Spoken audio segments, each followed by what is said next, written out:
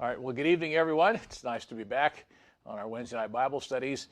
Tonight we're going to continue learning some lessons from the kings of Israel.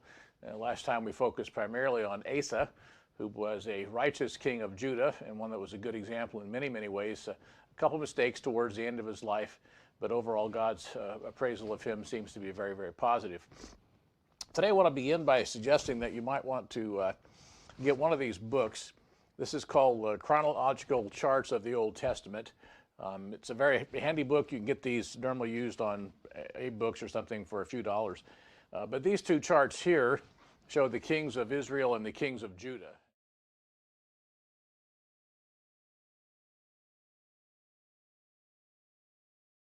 Some very good references in here concerning which prophets went to which kings, what their message was. And there's charts about the Assyrian Empire and also different types of psalms, categories of prophetic messages from the prophets.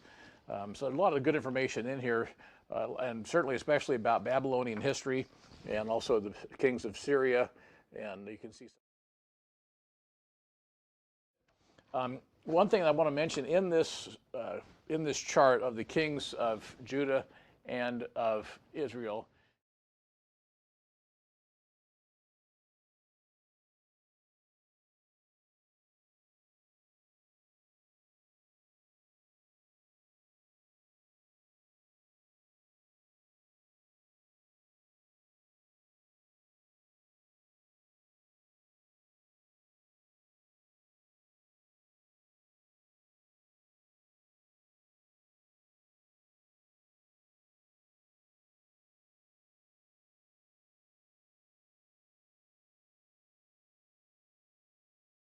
Of years that would be slightly different than the years we're going to be using, but so just keep in mind that there is not absolute proof and unanimity of opinion on when these kings ruled.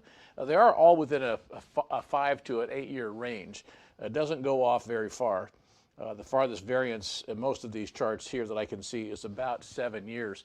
The average variance is maybe 3 to 4 years. So we're not talking about a huge difference here. But on this side we have the kings of Judah, the southern kingdom. On this side we have the kings of Israel, the northern kingdom, and that's what we're going to be talking about today.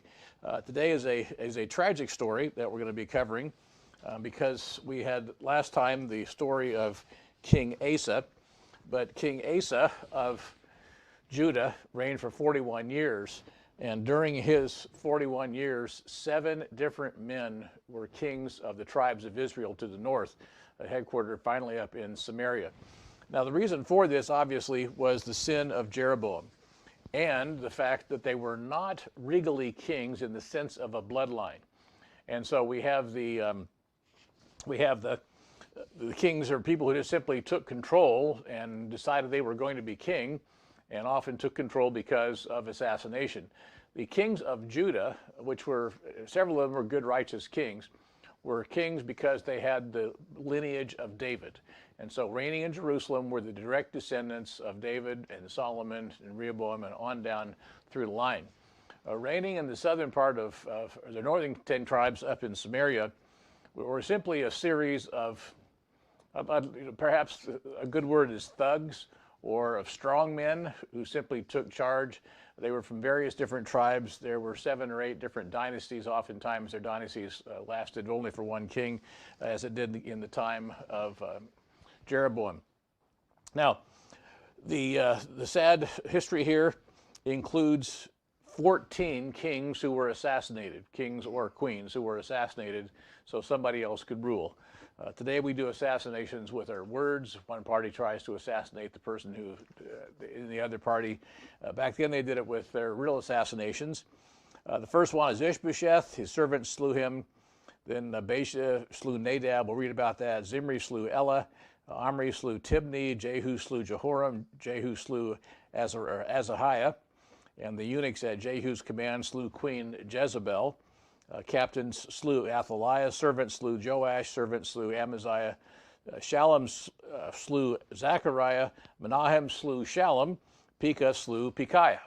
So we have these series of assassinations. Some of them obviously were perhaps for the best in the case of the assassination of Queen Athaliah or Queen let me see which was the other queen, of course, was Ahab and Jezebel's assassination. But at any rate, we have a sad history of 7 different Israelitish men from various tribes who then put themselves up as king over the 10 tribes of Israel during the one reign of a righteous king, Asa, in Judah. Jeroboam set this up because he was a rebel and because he set up false worship in the land of Israel. Just some of the commentaries have here 8 different things or 8 steps to Jeroboam's fall. Number 1, he devised a plan to keep the 10 tribes from ever going up to Jerusalem. So his plan was to start different holy days in the 8th month instead of the 7th, and to keep them worshiping golden calves instead of going to Jerusalem to worship. He took counsel, but not of God. He took counsel of other men and of false priests and evil men. Thirdly, of course, he made these 2 golden calves, and he proclaimed them as the gods that brought Israel out of Egypt, just paraphrasing what Aaron had said when he made the golden calf while Moses was 40 days and 40 nights upon Mount Sinai. Then he decreed that the 10 tribes should not go to Jerusalem to worship, and that they should accept the idols that he created. Well, the truth of the matter is many people were upset with this, and there was a gradual migration of some people, but not at all the majority, but of some people who were Israelites who went back south to live in the land of Judah or Benjamin because they simply could not tolerate the false worship that Jeroboam was instituting.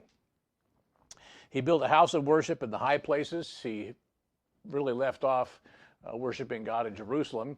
He did put a golden calf in Bethel, which means house of God, and had historically been a sacred place for the people of Israel, a place that goes back to Jacob's well and also Abraham and the altar he made.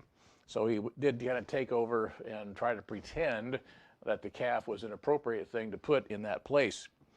He ordained a feast on the 15th day to correspond to himself and what he wanted, not the one in Judah. And finally, he made sure that the people did not hear the word of God, but heard the priests that he assigned, which were the lowest of the people of the land. He did not have priests who were highly born as he should have. Now, Jeroboam died. Let's go and look at that account.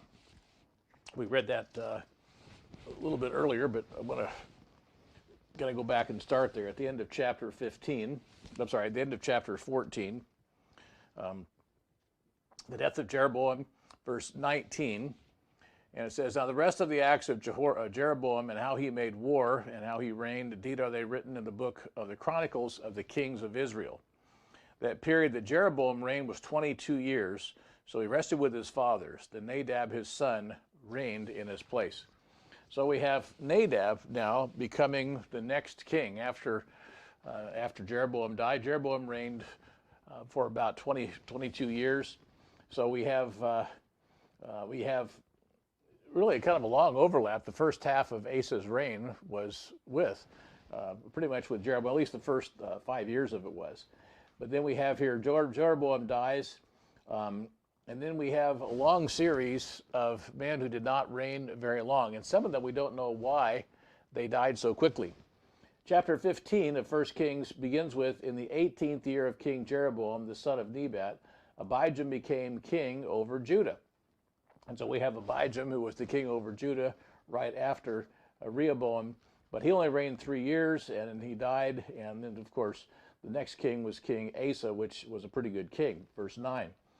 Now, verse 20, let's drop down to the kings of Israel. It said, Nadab, verse 25,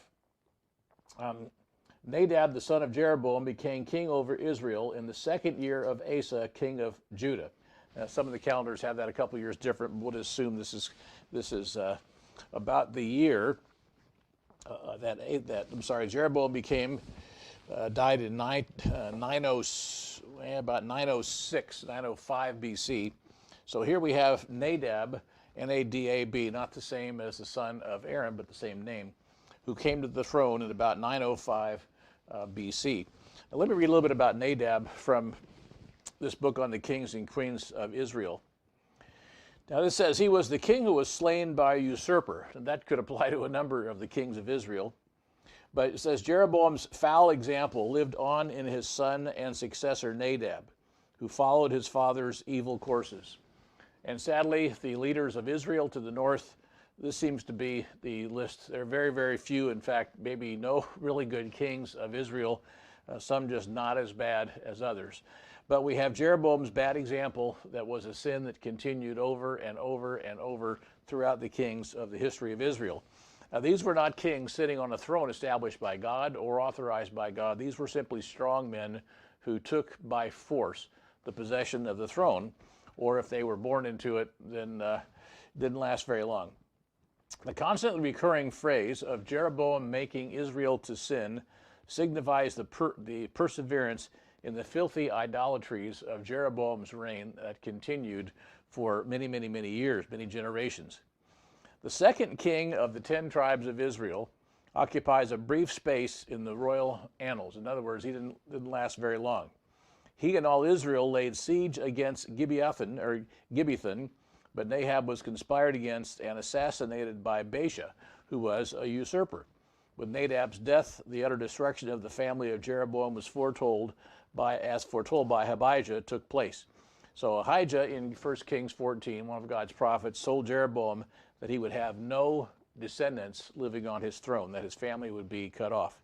Now, there were 7 such families cut off who were ruling in the next several hundred years for the people of Israel, because this lasted from really 920, about 905, 908, Thiel says 910 BC, until 718, when finally the tribes of Israel, the northern tribes, were completely destroyed and taken to the north by the Assyrians. So we have here almost 200 years when all this took place, and certainly it was a sad, sad history, and of course one that continues to this day with a lot of political turmoil, even though God has given tremendous blessings to our land. So we have this king of Israel, but let's go over to I guess we're in chapter 15, verse 25. We started about there. Nadab, the son of Jeroboam, became king over Israel. In the second year of Asa, king of Judah, he reigned over Israel 2 years. So he reigned over Israel 2 years. He was not a very long reigning king, must not have been very old. He did evil in the sight of the Lord, walked in the way of his father, and that would be Jeroboam, the one who introduced idolatry, and in his sin by which he had made Israel sin. Then Baasha, the son of Ahiah, of the house of Issachar, conspired against him. So we have a man here who is an Issacharite, not an Ephraimite, as Jeroboam was. So we have a man of Issachar conspired against him, and Baasha killed him at Gibbethon, which belonged to the Philistines. So he must have had a garrison there, or there was fighting a siege against that town, which belonged to the Philistines, while Nadab and all Israel laid siege to Gibbethon. So there was a war, at least there was an army of Israelites besieging this place called Gibbethon. Notice verse 28, Baasha killed him in the 3rd year of Asa, king of Judah, and reigned in his place. So here we have a man that reigned a very short period of time, and of course, in the 3rd year of Asa, which means the 3rd year of his, we have a little bit of I think learning how the Bible concerns how long they reigned and which year they were reigning. With in most cases, it was either the ascension year before the anniversary of a coronation, or it could be in that year that was his 18th year, at the end of which we would say he's 18 years old, if we use like we do birthdays today. But it's a little bit different in the way they reckoned the years of the ruling king. So Baasha killed him, didn't say how, but he killed him. And so it was when he became king that he killed all the house of Jeroboam. So all of Jeroboam's other descendants were killed by Baasha. He did not leave Jeroboam anyone that breathed until he had destroyed them, according to the word of the Lord, which had been spoken by his servant Ahijah the Shilonite. Because of the sins of Jeroboam, which he had sinned, by which he had made Israel sin, because of his provocations with which he had provoked the Lord God of Israel to anger. Now the rest of the acts of Nadab couldn't have been too many, since he only reigned a couple of years, but all the rest, are they not in the books of the Chronicles of the kings of Israel? There was war between Asa and Baasha, king of Israel, all their days. Well, that would have been a short period of time, probably talking more about border skirmishes, not all-out wars. So the first descendant from Jeroboam, very, very sad scenario. And so Asa is now the king in Jerusalem, and he sees to the north this turmoil and these evil kings and this idolatry that's going on. Of course, now we have a usurper. We have a man named Baasha, who was from Issachar, and he then assassinated the son of Jeroboam and also killed all of the descendants of the family. So Nadab was only king for 2 years, and he was certainly put out in a very sad way, but that's just what happened. Unfortunately, this is typical of the entire history of the northern kingdom. We have fights between the tribes, fights between kings and king wannabes, and we have revolutions and counter-revolutions and idolatry being brought in, and alliances with foreign nations being made by some of the kings like Ahab in an attempt to kind of solidify themselves on the throne. And so it's really a sad, sad history, and one that we can look at here and see there were 7 different unrighteous kings in the northern 10 tribes during the reign of one righteous king in Judah. Now let's continue. The second man was Baasha. Baasha, the word means boldness, and let me read what it says here. We just read about how he started, but let's drop down a little bit farther. Let me see. 1 Kings chapter 16, and let's begin let's go to verse 33 of chapter 15. I think that's a good place to start. In the 3rd year of Asa, king of Judah, Baasha the son of Ahiah became king over all Israel in Tirzah, and he reigned 24 years. So he was not in Samaria at this time. He was a place called Tirzah, and he reigned 24 years. So he reigned quite a long time. So he was very ruthless in killing his enemies, apparently. He did evil in the sight of the Lord and walked in the way of Jeroboam and in his sin, by which he had made Israel sin. Then the word of the Lord came to Jehu, the son of Hanani, against Baasha, saying, Inasmuch as I lifted you out of the dust and made you ruler over my people Israel, and you have walked in the way of Jeroboam, and have made my people Israel sin to provoke me, to anger me with their sins, surely I will take away the posterity of Baasha and the posterity of his house, and I will make your house like the house of Jeroboam, son of Nebat. So he's saying he gave Baasha a number of years to see if he would turn from his sin. He didn't.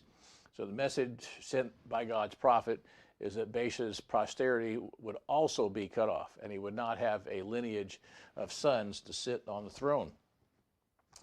So verse 4, the dog shall eat whoever belongs to Baasha, and dies in the city, and the birds of the air shall eat whoever dies in the fields. What that means is they would not have a sepulcher that would be honored by the people. So he's not going to be honored when in death. Instead, it would be birds, scavenger birds, that would eat his body. It just says, so Baasha rested with his fathers, that's verse 6, and was buried in Tirzah. Then Elah, his son, reigned in his place. So we have Baasha. Before we talk about Elah, let's talk about Baasha. What the book mentions here is that the king whose reign was filled with war and treachery. Apart from his attempt in the independence of Judah and its failure, we know little of Baasha, who reigned for 24 years in Israel. He was of common birth. He was not of any special birth at all, and sprang from an obscure tribe, Issachar, who was undistinguished in its bravery. It says, true to his name, meaning wicked. So the word Baasha means wicked. Not a very nice thing to name your child, but apparently he lived up to it. Baasha was a most wicked king who persisted in the sins which he was raised up to destroy in the house of Jeroboam. To make his throne more secure, he massacred all the relatives of his predecessor, and by his barbarous actions fulfilled the prophecy pronounced against Jeroboam. Baasha carried on a long war with Asa, king of Judah, and was prevented by Ben-Hadad, king of Syria, in the building of Ramah. So we got a little more history here up into chapter 16. Ben-Hadad drove Baasha back to his capital city of Tirzah, while Asa marched on Ramah and demolished it. The prophet Jehu warned Baasha that because of his sinful reign, he would suffer the same fate as that of Jeroboam. And the curse of the Lord is on the house of the wicked, it says in Proverbs chapter 3 and verse 33. And so we find the curse of the Lord being on a number of different houses here or families of men who reigned over the 10 tribes of Israel. Judgment in the form of total and utter destruction overtook Baasha and his house because of his evil ways, and also because he had killed Nadab and his son. So let's read chapter 16 down to about verse 7. We read some of that already. Let's go down to verse. Baasha rested with his fathers and was buried in Tirzah, and Elah reigned in his place.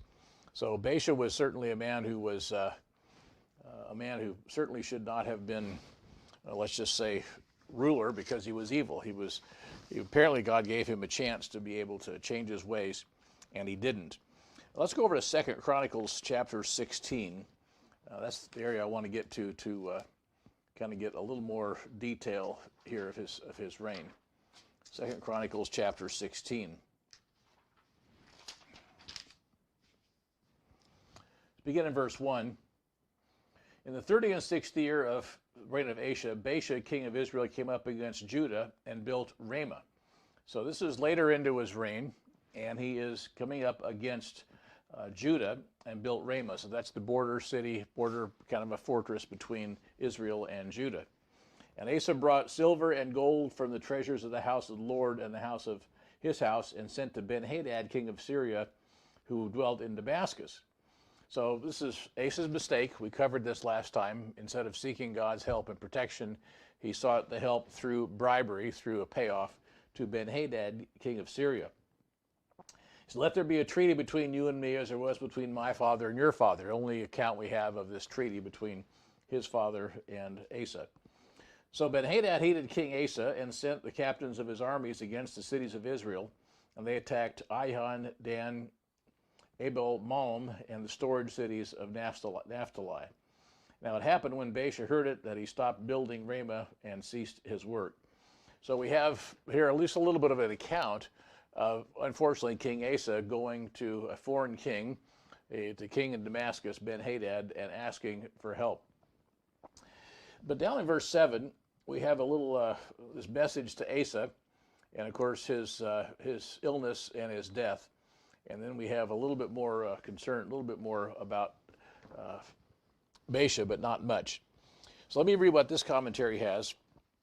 He says, Baasha means boldness and also wicked, son of Ahijah, and he was of a common birth, usurped the throne of Nadab, the son of Jeroboam, killed Nadab, and exterminated the house of Jeroboam. He carried on a long warfare with Asa, who was the king of Judah, and began to build Ramah, but was prevented by completing his work by Ben-Hadad, king of Syria. He was told by the prophet Jehu that because of his sinful reign, the fate of his house would be like that of Jeroboam. But he did reign 24 years. He was succeeded by his son Elah, who succeeded him, and all the members of his family were murdered by a usurper named Zimri.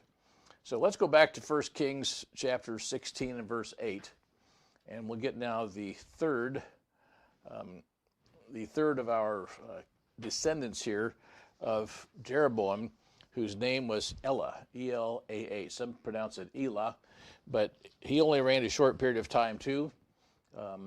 He certainly was not a good ruler. Again, the sin of Jeroboam continued down through the history of these kings. None of them turned away from evil and idolatry and began to seek God. So here we have Elah, 1 Kings chapter 16. He's one of these footnote kings. There's a little footnote about him, but really not too much else. 1 Kings 16 and verse 8. Elah, in the 26th year of Asa, king of Judah, Elah, the son of Baasha, became king over Israel, and he reigned 2 years in Tirzah.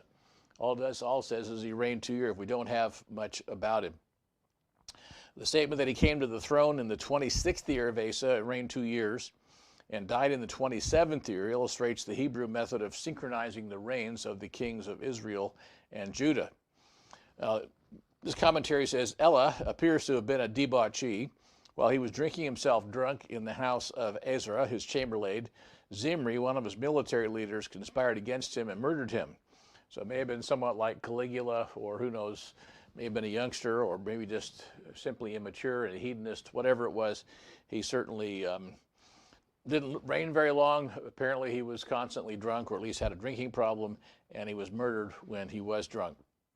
According to Josephus, he took advantage of the absence of his army, which was at Gibbethon, and killed Elah. So Zimri apparently took advantage of the fact there was no one to protect the king because the soldiers were all up at Gibbethon, and then he killed Elah. The extirpation of the royal family followed the murder of the king. Baasha's dynasty had its origin in a murder and ended in a murder. The government had no stability, and the revolutions illustrate the truth that they who take the sword shall perish with the sword. Now let me read what it says here about Elah. It's only just a few verses. There's just not much here about him. Chapter 16. Let's drop down. Let's go over to chapter 6, 1 Kings chapter 16, and verse 8. Let's start in verse 8. In the 26th year of Asa, king of Judah, Elah, the son of Baasha, became king over Israel. He reigned 2 years in Tirzah. Now his servant Zimri, so he's killed by a servant, some say maybe one of the military guard or a household, leader, commander of half his chariots. So he was a military commander of half the chariots, conspired against him as he was in Tirzah, drinking himself drunk in the house of Arza, steward of his house in Tirzah. So we've all seen men like this depicted in movies and various roles, but he obviously, after 2 years of probably pathetic rulership, one of his servants, one of his military leaders, decided to kill him. And Zimri went in and struck him and killed him in the 27th year of Asa, king of Judah, and reigned in his place. And thus it came to pass, when he began to reign, as soon as he was seated on his throne, that he killed all the household of Baasha. So Zimri wanted to get rid of all the descendants of Baasha, even as God had predicted would happen to the descendants of Baasha. And of course, the first one killed was Elah. Said he killed all the household of Baasha. He did not leave him one male, neither his relatives nor of his friends. Thus Zimri destroyed all the household of Baasha. Let me see here. According to the word of the Lord, which he had spoke against Baasha by Jehu the prophet. For all the sins of Baasha and the sins of Elah his son, by which they had sinned, and by which they had made Israel sin in provoking the Lord God of Israel to anger with their idols. Now the rest of the acts of Elah, which probably aren't many, are all that he did are written in the books of the kings of the Chronicles, kings of Israel. Now there's only a couple paragraphs about Elah because there wasn't much really to say. But this book mentions here the king who was murdered while he was drunk. The sacred historian deemed a few lines quite enough to record the sordid story of the drunken sot known as Elah, Israel's fourth king, who reigned for 2 years. While Elah's throne was far from happy, his boundless intemperance brought about his fall. The son of Baasha was a bad king, conspicuous as a debauchee, and says, while drinking himself drunk, as the Bible puts it, he was conspired against and slain by Zimri, the ambitious military commander. Thus it came about as foretold by the prophet, the extirpation of the house of Baasha, followed by the death of Elah. The Baasha dynasty had its origin in a murder and ended in a murder. And so that's exactly what happened. The short-lived reign of Elah also recalls the ancient proverb, as the whirlwind passes, so is the wicked no more. And so we have a father, son, grandson who are all simply wicked and following wicked ways. And now we have a great-grandson of Jeroboam doing the same thing. And of course, he didn't last very long. Now Zimri, the murderer, is the next one. He is number 4 of this list of 7 kings. And Zimri was a king who reigned for only 7 days. Kind of a sad account that we have here of him.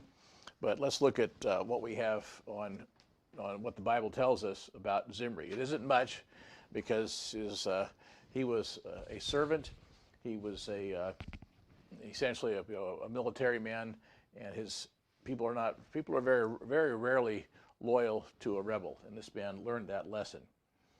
Verse 15 of 1 Kings chapter 16. In the 27th year of Asa, king of Judah, Zimri had reigned in Tirzah 7 days. Imagine that, 7 days. It says 7 days, and the people were encamped against Gibbethon, which belonged to the Philistines. The people who were encamped heard it and said, Zimri has conspired and also has killed the king. So all Israel made Omri, the commander of the army, king over Israel in that day. So here we have Zimri killing the king and his descendants, and now we have a man named Omri being proclaimed king by the army. In other words, people apparently knew Zimri and who he was and what he was made of, and they simply did not want him to be king. So we have verse 17, then Omri and all Israel with him went up from Gibbethon, and they besieged Tirzah. So they did not want Zimri to be their king, so they came up and besieged the town he lived in. And it happened when Zimri saw that the city was taken, that he went into the citadel of the king's house and burned the king's house down upon himself with fire, and he died. So he committed suicide, probably killed himself with a stabbing or something, and then he burned the house down. It was the king's house. It would have been known as the palace, even though it probably wasn't all that much of a house, but at any rate, or a palace. But he burned himself with fire. Notice verse 19, because of the sins which he had committed in doing evil in the sight of the Lord, in walking in the way of Jeroboam, and in his sin which he had committed to make Israel sin. Now the rest of the acts of Zimri and the treason he committed, are they not written in the books of the Chronicles of the kings of Israel? So several of the kings of Israel and also of Judah reigned very short periods of time, 1 or 2 or 3 years in some cases. But here we have, one case, 6 months. In this case, we have Zimri, who reigned only 7 days. So the commentary mentions, as captain of half the chariots under Elah, Zimri used his position to conspire against the king and was therefore a traitor and a usurper. The record makes special mention of the treason that he wrought. So we have Zimri recognized no law. His kingdom, what little it was and how short it was founded on murder and treason. Zimri assumed the rule of Israel after his murder of Elah. Such a dastardly crime and conspiracy lacked the support of the people. As soon as the news of the crime reached Gibbethon, the army raised Omri to the throne. In one short week, this wicked king utterly destroyed the equally wicked house of Baasha. The phrase, sins which he sins, covers Zimri's whole life, not merely his 7 days of reigning. Commenting on the constantly recurring phrase, walking in the way of Jeroboam, Eliot observes that this indicates the historian's sense of the curse lying on the whole kingdom from its idolatry, which Zimri did not attempt to repudiate unless perhaps his conspiracy had clothed itself under pretense of righteousness. In despair, Zimri set fire to his palace and perished in the flames at his own hands. Even the blood-stained record of his deeds of violence didn't change anything by his suicide and burning down his palace or his home. Zimri's foul crime was abhorred even among arch plotters. With Zimri's death, the kingdom was split into 2 factions. So, regicide, or the murder of a king, unfortunately, was far too often the account in ancient Israel. And of course, it's something that most people in the ancient world considered to be a very heinous and repulsive crime. As express command from God alters the whole nature of the case of the action, and we'll see that a little bit later. So now we have a king named Omri. The title for this king is the king who excelled in sin. Now I can just imagine that, king who excelled in sin. But first we have before him a very, very short-lived king named Tibni, T-I-B-N-I. Let's go to 1 Kings chapter 16 and verse 21. 1 Kings 16 and verse 21. Then the people of Israel were divided into 2 parts. Half of the people followed Tibni, the son of Gilnath, or Ginath, to make him king, and half followed Omri. So we have sort of a split kingdom here. We have 2 strong men who are all saying both saying they want to be king. We don't have much about him, except that that he didn't last very long. So the people were divided into 2 parts. One part following Tibni, one part following Omri. But the people who followed Omri prevailed over the people who followed Tibni, the son of Ginath, or Ginath. So Tibni died and Omri reigned. So essentially, we might say that Tibni was a king. We might say he wasn't. But I think it's worthwhile to at least mention here that he had a very short-lived time that he proclaimed himself to be king. The commentary here is arrival of Omri for the throne of Israel came after the death of Zimri. So when Zimri died in his house fire, we had two claim the throne, and one of them here was, of course, a guy named Tibni. The only reference to Tibni that has come down to us, a comparison of this passage with the account of Zimri's death, shows the length of the struggle was perhaps 4 years. So there may have been 4 years' time when there were essentially two kings in two separate locations that were vying for control over the 10 tribes of Israel. So just because of that, we want to consider Tibni as being you might put him in the line of kings, or at least list him there as a significant footnote. But it may have lasted for as long as that many years, four different years. Now, king number 6 here is a man named Omri. And he's the 6th king of northern Israel, founder of the 3rd dynasty, which reigned for nearly 50 years. Now, what is significant about Omri? Several things. But the first thing is, in historical sources, in archaeology, he is very well documented. It says he had a house or a palace lined with ivory. That's been found, or at least certainly identified by archaeologists.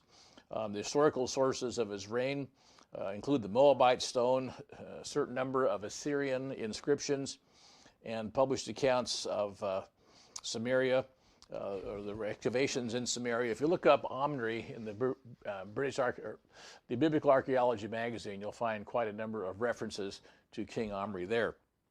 So let's look at King Omri, 1 Kings chapter 16 and verse 21. Begin in verse 21 here. So the people of Israel were divided into two parts. Half followed Tibni, half followed Omri. The people that followed Omri won. About 4 years later, apparently. Last part of verse 22 says, Tibni died and Omri reigned. So it must have been in a battle that Tibni was put to death. In the 31st year of Asa, king of Judah, so that's 10 years before his reign was over, Omri became king over Israel, and he reigned 12 years, so he reigned a fairly significant amount of time. 6 years he reigned in Tirzah, and he bought the hill, it says, of Samaria from Shemer for 2 talents of silver. Then he built on the hill, and he called the name of the city which he built Samaria, after the name of Shemer, the owner of the hill. So now instead of Tirzah, or some rotating city wherever the king who proclaimed himself to be king was from, we now have Omri establishing an actual capital for the northern tribes of Israel. And he calls it, of course, Samaria, after the person named Shemer that he bought the land from.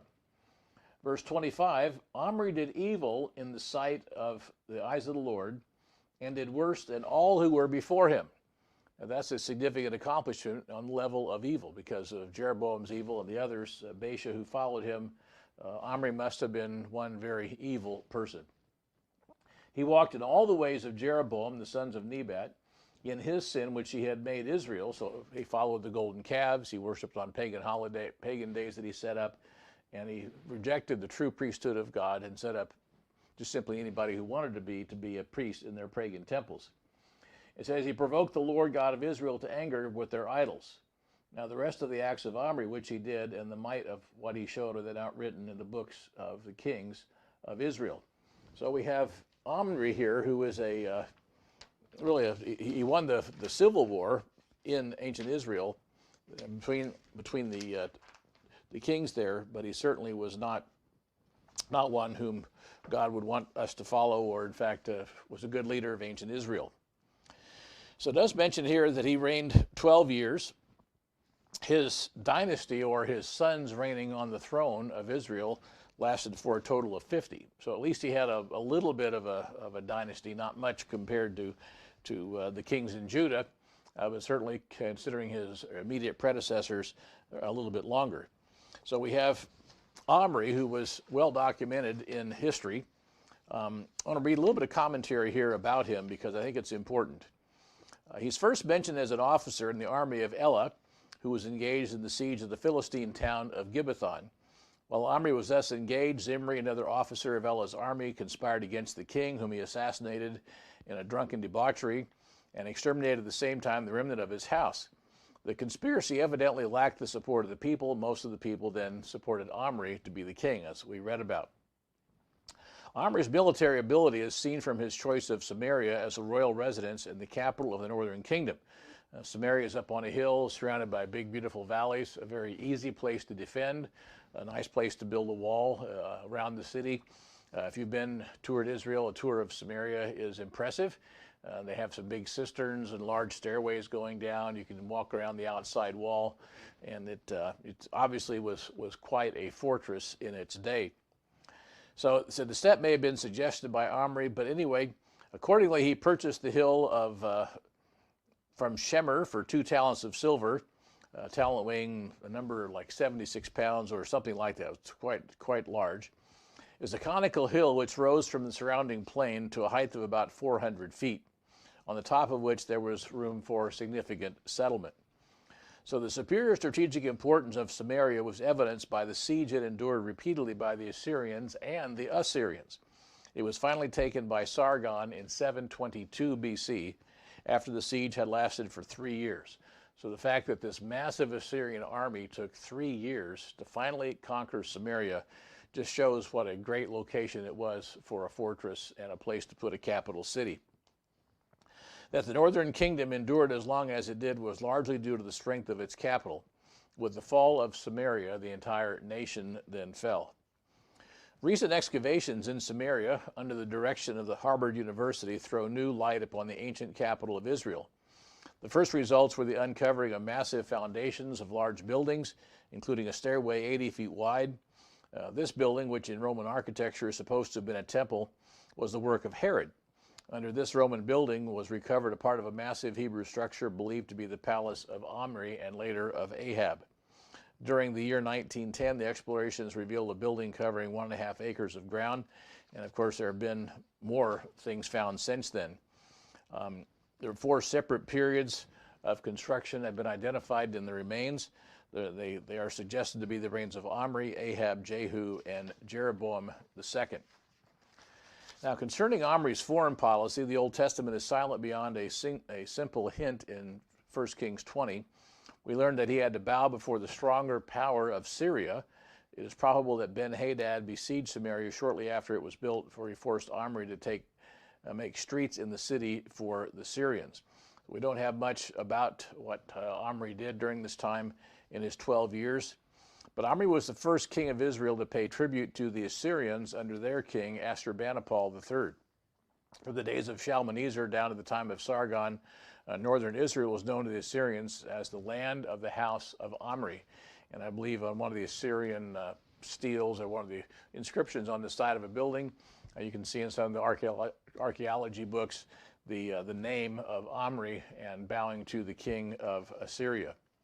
On Shalmaneser's black obelisk, Jehu, who overthrew the dynasty of Omri, is called Jehu Abal-Humri, which means Jehu, son of Omri. So we have this man recorded in stone. The Bible is not a fable, it's true, it's absolute truth and fact. And so here's just simply one more proof. Omri entered into an alliance with the Phoenicians by the marriage of his son Ahab to Jezebel, daughter of Ethbaal, king of the Sidonians. So the marriage with Jezebel, who was a priestess of Baal worship in Zidon, apparently was organized by Omri for his son Ahab, who we know a lot about in history because that's whom Elijah confronted. And of course, we have, I think, some very colorful history, and he's mentioned oftentimes in sermons and Bible studies. This may have been done as a protection against the powers from the east. They really don't know. Mentions in this commentary, although Omri had the foundation of a strong kingdom, he failed to impart the vitalizing, rejuvenating force of spiritual religion. It mentions he simply dealt wickedly above all that were before him, and of course that would have been quite an accomplishment. He's mentioned in the book of Micah as the statues of Omri indicates idol worship in the land, therefore an unfavorable light concerning God. Omri was succeeded on the throne by his son Ahab, to whom it was left the task of shaking off the Syrian yoke, and who went beyond his father in making the Phoenician influence, along with Baalism, of prime importance in Israel, thus leading the nation into paths that hastened its downfall. And so we have really a bad, another bad king, Omri, apparently fairly wealthy. This would have been a time of great prosperity for the 10 tribes of Israel to the north. They would have had a lot of good crops. The tribe of Dan, who was to the north and also operated the port that we call Haifa, the trading port, they had ships going all over, perhaps as far as England. There's much tradition that during the Assyrian attacks and invasions, the people of Dan, many of them decided to migrate to Ireland and to England rather than to stay and be attacked by the Syrians. They knew that going to the city of Samaria would not be a place of safety for them. So we have some pretty good historical reference during this time, and we really need to look at Omri and say that it's sad that this great blessing of prosperity was squandered on him, and that he simply kept the people in the sins of Jeroboam, son of Nebat. Now, this commentary says this is the book, All the Kings and Queens of the Bible. Omri must have been a sinner extraordinary, seeing that's what the Bible gives him in his reputation. He did worse than all that were before him. One or two of the previous kings had been bad enough, but this sixth king does not occupy much space in the royal annals, but little notice is given that is commendable. As a popular captain in Zimri's host, Omri was unanimously chosen by the army as king, and it became the founder of the third dynasty, which continued for about 50 years. With the death of Zimri, the nation was split into two factions, we mentioned here. Talbri was the next one who, after about a 4-year civil war, finally died, and then Omri was able to solidify himself on the throne of Israel. Omri stands out as one of the more important military kings of Israel. He manifested strength of character in his dealings with foreign powers, and during the reign of his country enjoyed a settled government and prosperity more than it had for many, many years. The renowned Moabite stone, discovered in 1868, speaks of Omri's prowess as a commander. It writes, Omri, king of Israel, oppressed Moab many days because Chemosh was angry with his land, and his son succeeded him, and he said, I will also oppress Moab. So Omri is written down in a number of ancient writings, and that's, I think, a very good thing for us as far as being able to verify his existence and this history in Kings and Chronicles. Ben-Hadad, king of Syria, besieged Samaria shortly after Omri built the city there and forced Omri to make streets in that city for the Assyrians, or for the Syrians up in Damascus. So he may have had a little bit of a political relationship with Damascus, with Syria, but we don't know all the details about that. So Omri was a very, unfortunately, a very evil man in the sense that he was idolater. It says he was more evil than all the rest who were before him. I'm going to have to check the time here and see how much we've got. Okay, we got some time. Good. So we have time for one more. So now let's talk about the final king who was also king overlapping the reign of Asa. So as I mentioned, Asa overlapped 7 different kings of Israel. And so here we have the final one, and he was the man who was, unfortunately, a king who sold himself into wickedness and let his wife rule the leadership of the nation, especially the religious leadership of the nation. So let's look at 1 Kings chapter 16 and verse 29. 1 Kings 16 and verse 29. In the 38th year of Asa, so maybe 2.5 years before Asa's final year, or before he finally died, Ahab, the son of Omri, became king over Israel. And Ahab, the son of Omri, reigned over Israel and in Samaria 22 years. So King Ahab, who you may be very familiar with, had a very short overlap with King Asa in Judah, only for a couple years. And so we have King Asa ruling for 41 years as a righteous and good king, trying to enforce God's laws and teach God's laws to his people. Outlived 7 other kings of Israel who were basically evil kings who excelled each other in being evil and doing things that they should not be doing, obviously. But let's continue here. Verse 30. Ahab the son of Omri did evil in the sight of the Lord more than all who were before him. So we have this gradual increase in evil. Jeroboam was really evil. His son was evil. Baasha was evil and a murderer. Then we have Omri, who was worse than all the rest. And now we have King Ahab, who did more evil than all who were before him. So you wonder how much evil, how much worse can evil get? Well, it's happening in our land, so I think we understand the progression of evil and that evil is never satisfied. Verse 21, it came to pass as though it had been a trivial thing for him to walk in the sins of Jeroboam, the wife of Nebat, that he took as wife Jezebel, the daughter of Ethbaal. Now, Ethbaal means king of Baal, or ruler of Baal, or priest of Baal.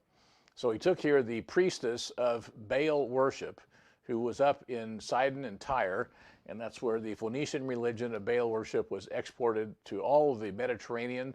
The ancient Phoenicians, the ancient Greeks all had big temples and worship places for a female deity. It became Diana in the Ephesians, Astaroth, and other places. But the mother worship and then mother and child worship, which came from Egypt, were all intertwined. So she was a priestess of essentially Madonna worship or mother worship, the worship of Baal. There were a number of various idols that were also called Baal, because Baal can just simply mean Lord.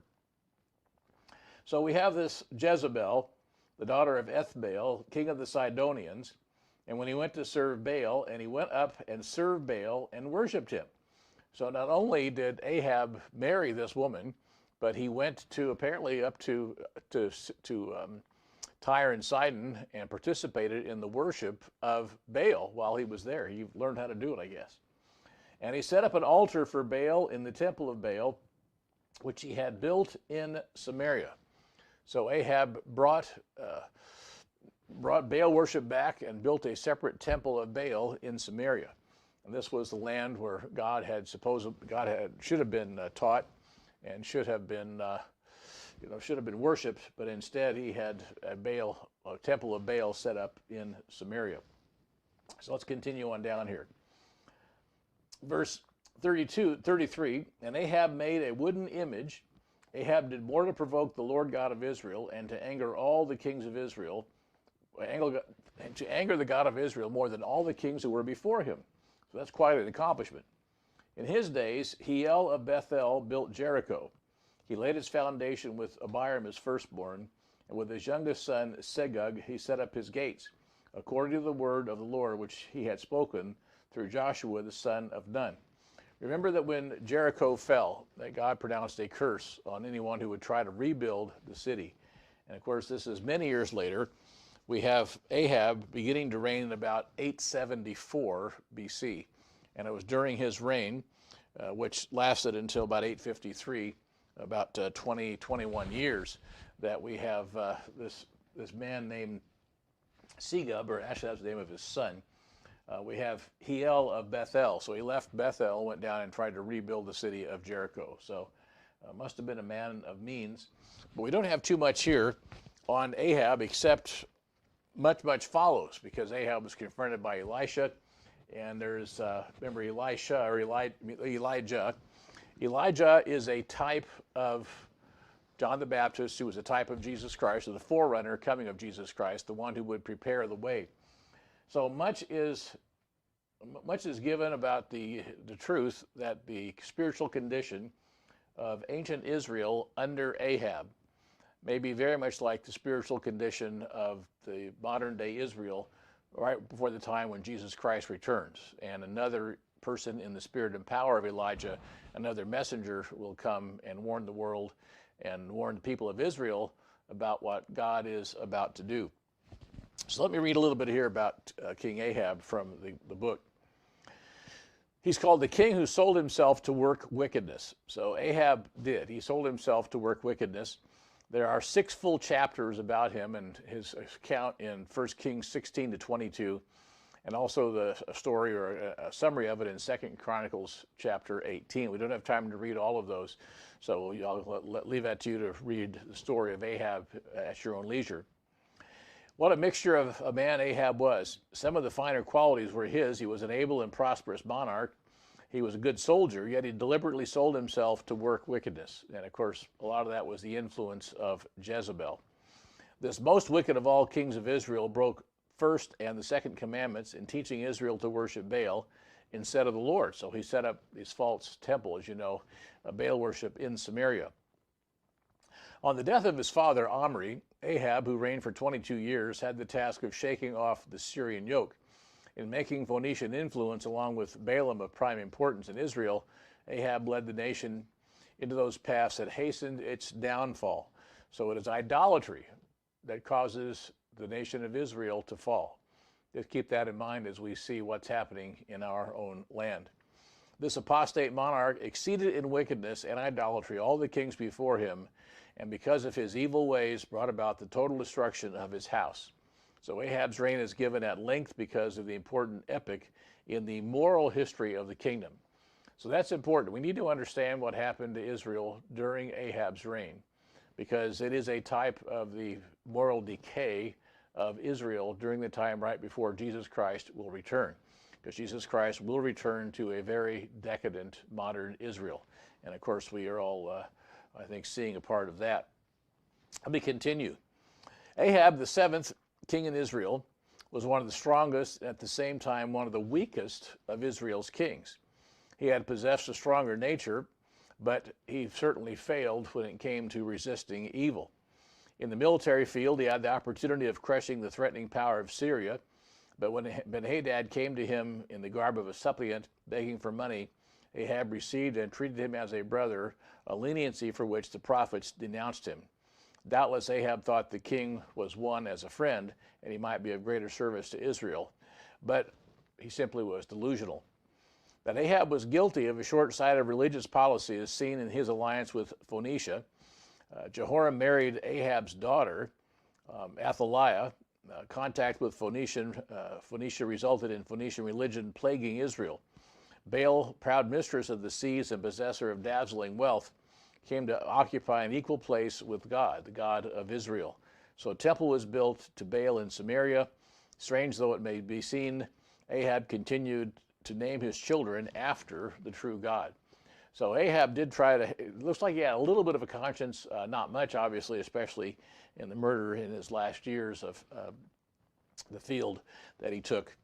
But Ahab's Phoenician wife, Jezebel, champion of a foreign culture, a woman as imperious and able as she was vindictive and unscrupulous. She was a daughter of the king of Tyre, and the same great stock that had founded Carthage meant sorrow for that nation. The influence of a bad woman is the power which destroys kings. Infatuation for all the royal harlot Cleopatra was the ruin of the mighty Roman general Mark Antony. At the instigation of Jezebel, altars of God were torn down and false ones reared. She was also responsible for the widespread religious persecution and hatred of the true prophet. So she shut down the true worship, tried to persecute those who were worshiping the true God in secret, and she tried to establish and force people to worship Baal. So in that sense, she is a type of the great whore, a type of Revelation 17 and Revelation 13, where a mark of the beast is enforced on the world by a false religious church pictured as a woman riding on a beast. And so Jezebel is certainly a forerunner or a type of this woman riding on a beast. Jezebel has been dealt with in connection with the murder of Naboth, and of course she encouraged her husband to do that. She's very prominent in Ahab's reign, but also was Elijah, who, like an accusing conscience, challenged the troubler, or was called the troubler of Israel. And of course, Ahab went to Elijah several times, and Ahab was confronted by Elijah in 1 Kings 17, and Elijah told him exactly what was going on. Not only was Ahab a splendor-loving monarch, he was a great military leader. He fortified the cities of Israel and defied the Syrian hosts. Lured by false prophets, but warned by the true prophet Micaiah, Ahab stood the gauntlet up against Syria, being joined by Jehoshaphat, king of Judah. So we do find that the new king of Judah, Jehoshaphat, we'll talk about him next time, went into a league with Ahab to fight off Ben-Hadad, king of Syria. And of course, Ahab had previously spared Ben-Hadad, yet it was in this battle that Ahab was finally killed by the Assyrian king. So we have a long list here of these 7 kings of Israel who followed in the evil way of Jeroboam, showing that a man can be leaving a terrible legacy to generation after generation after generation. And if God is not taught to children when they're growing up, it's rare that they come back and find morality and the true God later. Read a little bit more about Ahab. We have time for a couple more comments here. Ahab, son of Omri, the seventh king of Israel, reigned for 22 years, about 876 to 854. He was one of the strongest and yet one of the weakest kings of Israel. And of course, he did a lot of things that were good physically for the land, but he introduced idolatry and, of course, brought in Baal worship, built that terrible temple of Baal in Samaria, and essentially sealed the fate of the nation, although it would go on for another 115 years. He was merciful to King Ben-Hadad in Syria, who eventually came back and killed him. So very, very sad that his foolishness led to his own death. But more than that, he led to the death of Naboth and so many others that should not have happened. So next time we'll continue to talk about Ahab and some of his things. We'll also talk about Jehoshaphat, who was really an interesting king of Judah and what he did, and kind of followed along in more of a righteous mode, but still made some serious mistakes. So let's learn some lessons that the time in which we live in modern day Israel is a parallel to the sinful time of ancient Israel when the prophet Elijah came to them and King Ahab was the king. And I think some of the leadership of modern day Israel all around the globe may reflect some of those same character weaknesses. So with that, we'll say good night and we'll see everyone later.